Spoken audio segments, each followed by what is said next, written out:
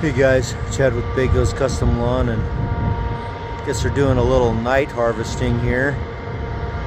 This is where they do the corn, and they do it during the day too, but it looks like they're trying to get a head start on cutting because of the big storms that are coming. I don't know if you guys can see, but there's a lot of clouds.